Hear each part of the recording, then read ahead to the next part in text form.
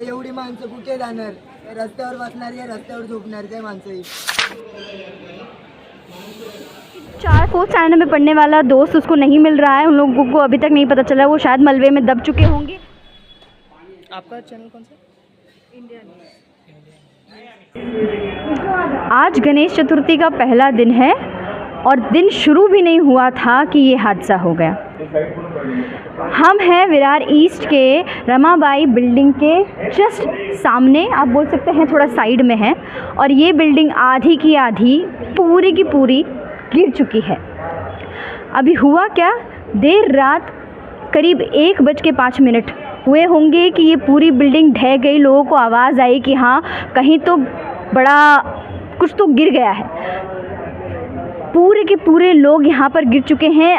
अभी उनको अंदाज़ा भी नहीं था कि 2 लोगों की डेथ हो चुकी होगी। 11 लोग अभी हॉस्पिटल्स में हैं। आपको नीचे दिखाई देंगे बहुत सारे, आपको एम्बुलेंस दिखाएंगे, फायर ब्रिगेड। देखिए आप, मोठी दगड पडली असती मी काय केलं असतं मग?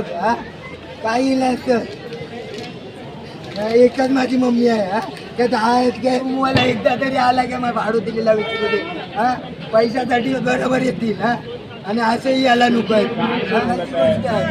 ते महानगरपालिकेची एक लेडीज आली, ती म्हणते तुम्हाला रूम वगैरे सगळे काय देणार, तुम्ही टेन्शन नका घेऊ. आता मग ते आहेत कुठे? ते आहेत कुठे? इथे का नाही दिसत आहेत? ते तर दिसले पाहिजे नाही ते. आता एवढी माणसं कुठे जाणार?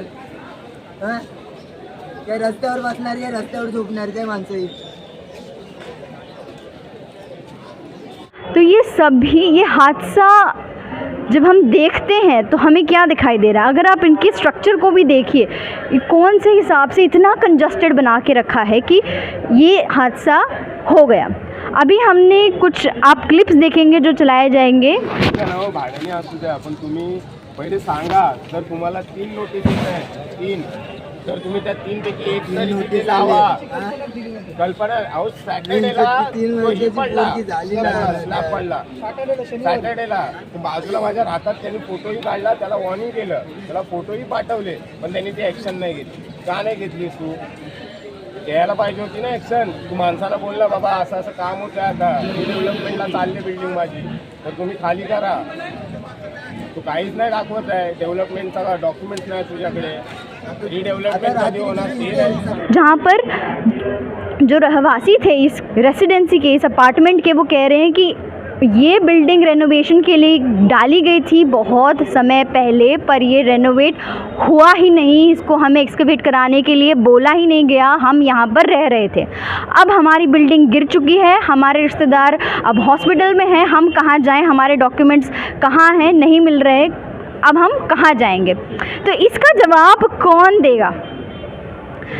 प्रशासन आई हुई है, लोगों को रोक रही है, नहीं जाना है। अब इन्हें समझ में आ रहा है कि आपको ये जगह सेफ़ नहीं है, यहाँ पर नहीं रहना है। ऐसा क्यों हुआ? ये इतना डिले क्यों? जब भारत देश की समस्या हमेशा से रही है कि जब हो जाता है चीज़ें तब आपको हमें समझ में आता है कि नहीं, ये तो सही करने का टाइम है। अब देर हो चुकी है दोस्तों, और अभी आपको दिख रहा है कि कैसे 2 लोगों की मौत हो चुकी है, 11 लोग भर्ती हैं अस्पताल में।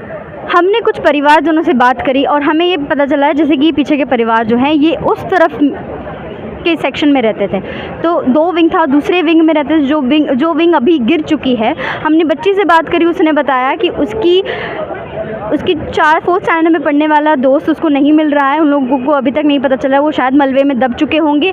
छोटा सा बच्चा, एक नवजात शिशु भी है वहाँ पर जो कि फंस चुका है। अभी वो कब उन लोग, मतलब अभी पुलिस अधिकारी सब, NDRF की टीम सब देख रहे हैं, ढूंढ रहे हैं, पर अभी तक उसका पता नहीं चला है। इनका मैंने घर का हाल पूछा कि आपके घर के अंदर कैसा नज़ारा रहता था नॉर्मल डेज़ पर भी और बारिश के समय पर भी, तो उन्होंने बताया कि हमेशा सीलन पड़ती थी, हमेशा पानी गिरता रहता था। अगर टैंकर में भरा तो वहाँ से पानी गिरता था, दीवार पर उनके कभी भी पेंट नहीं रुक पाता था। तो ये सारा हाल पहले से ही था और जाहिर सी बात है लोगों को बताया गया होगा, लेकिन उसे हमने रेनोवेशन के लिए डालने के बाद भी हमने रेनोवेट नहीं करवाया। इसका जवाब कौन देगा? पुष्पा, चंद्रिका सवास, कैमरामैन सत्यम के साथ।